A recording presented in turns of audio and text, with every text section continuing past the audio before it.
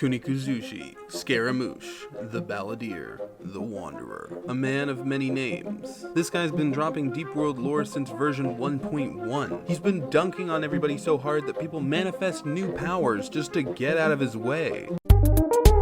He made Yaimiko give up a gnosis without lifting a finger, and he managed to go full Evangelion by becoming the shadow leader of the foremost education institute in the whole world of Teyvat. I think at one point he said the sky was a hoax. The man is a maniac. So I don't expect his kit to be a banger. I demand it so. If the Wanderer doesn't hit like a full 18-wheeler full of dynamite, I am gonna be pissed. But I'm not pissed, am I? No, I'm not. MiHoYo has pulled out all the stops for this little demon, so stick around to the end because we're going to go over his kit, his signature weapon, new signature artifact set, and even his nubile slave girl here on Game Time. Yeah, you heard me. At level 90, our newest playable boss battle will have 327 base attack and ascend with an extra 19.2% bonus crit rate, putting him right at home with the top 10 main DPS units in the game. Not quite beating out Zhao's still unbroken record of 349 attack, but getting close. The Wanderer is a main DPS normal attack focused unit, and as such his normal attack multipliers are very high. His 3-hit combo is a rapid series of wind blades that hit with a power usually reserved for slow-hitting claymore users, and that's without the damage bonus that he receives from his elemental skill. That's right, the Wanderer's skill, Song of the Wind, changes his normal and charged attacks to have larger AoE and hit with up to over 150% of their normal attack damage. This is a huge damage bonus for normal attacks, and it isn't even the coolest part of his skill. No, the coolest part of his skill is that he fucking flies. You see why I talked about the damage bonus first now? Who even cares about the rest of his kit? He flies like Superman, like Goku. This man has single-handedly power crept my entire exploration team. His kit could heal the enemies. I'd still try to get him for this. Flight time is based on a stamina-like resource called Kuko-Ryoku points. You start with 100 and they are expended slowly by floating in the air or more quickly by doing things like flying up or dashing around in midair. Yes, dashing around in midair. God, I can't get over that. As well as boosting attack, this mid-air mode will provide a significant survivability boost, as all close-range enemies are made completely invalid. Further boosting the skill's power, the Wanderer's passive ability, Jade Claimed Flower, will make it so that the initiation of the flight mode will infuse the Wanderer with any 2 nearby elements, and provide you with buffs based on those elements. Hydro will add an extra 20 Skydweller points to your initial total, Cryo will boost crit rate by 20%, Pyro will boost attack by 30%, and Electro will cause each normal or charged attack you unleash to recharge your energy bar by a small amount. On top of that, his second passive also boosts his damage and functionality while in the wind-favored state. It grants the Wanderer a 16% chance to grant the Descent effect each time he hits an opponent. Each hit that does not trigger this effect will increase the chance of it triggering on the next hit. While usually dashing in midair burns a significant amount of Skydweller points, the Descent effect lets you dash for free and shoots out 4 small Anemo tracking missiles that each deal 35% of the Wanderer's attack as damage.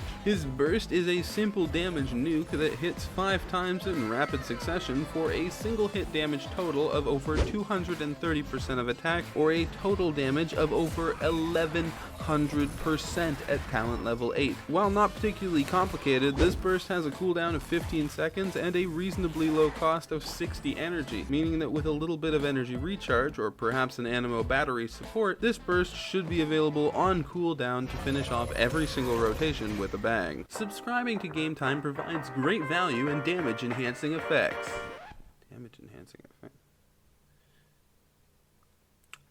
Constellations for the Wanderer provide great value in damage-enhancing effects. C1 provides a 10% increase to normal attack speed and 15% more damage for the tracking missiles created by the descent effect. In other words, more damage. C2 will increase burst damage based on how low you're running on Skydweller points. Each point under the maximum will increase burst damage by 4% up to a total of 200%, aka more damage. C3 and C5 are skill level boosts, more damage. C4 will add more effects of the Jade Claimed Flower. When you absorb an element or elements entering the wind favored state, this constellation will add an extra random element along with its buff effects. And at last, C6. With this constellation, every single normal attack hit in the wind favored state will trigger an extra instance of damage equal to 40% of the original. Once Kugo Ryoku points fall below 40, normal attacks will also start to restore 4 points each up to a maximum of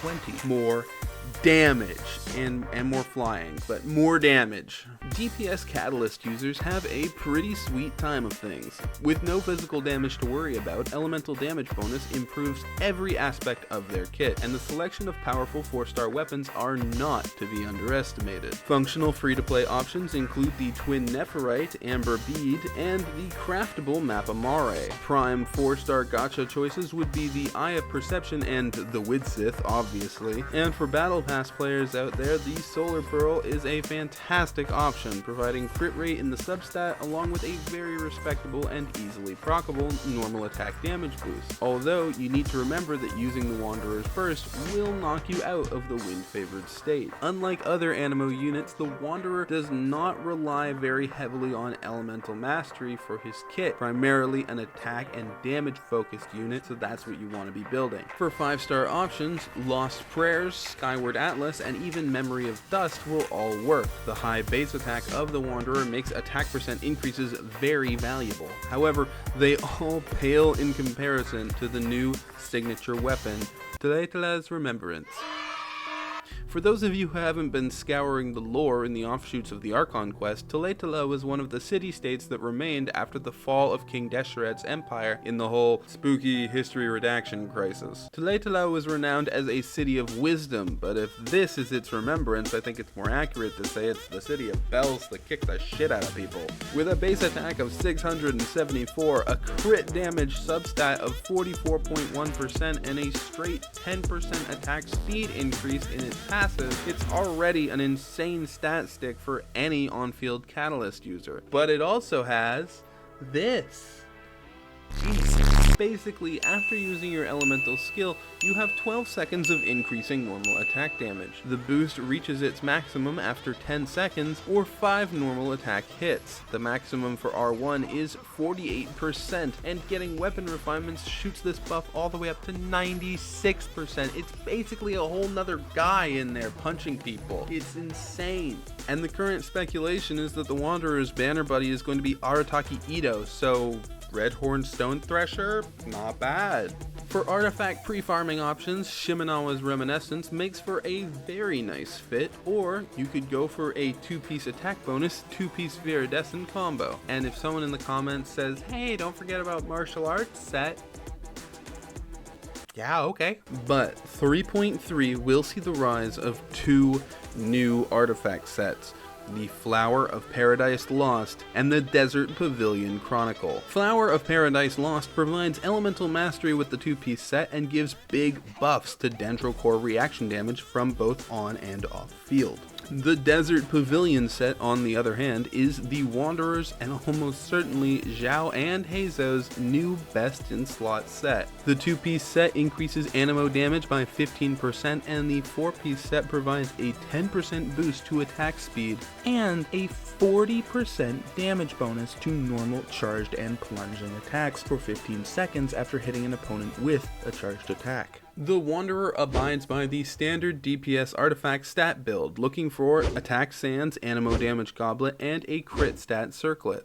Finally, 3.3 will debut the latest addition to the box set of bow users who specifically buff one element and who are essentially useless without one of two 5-star characters or one 4-star DPS. Hatsune Miku! Which for copyright purposes will henceforth be known as Faruzan. This is a character that every Xiao main is going to be drooling over. They've been fantasizing about her for ages, and that's because she's got two enormous buffs. Her kit provides both Anemo damage bonus and Anemo resistance shred. While her Anemo damage bonus can be increased by leveling up her burst talent to a maximum of 32% without and 38% with Constellation 5, Faruzan will be applying a 30% Anemo resistance shred right out of the gate at talent level 1. And as if that wasn't already enough, her second passive gives her Anemo damage buff a further boost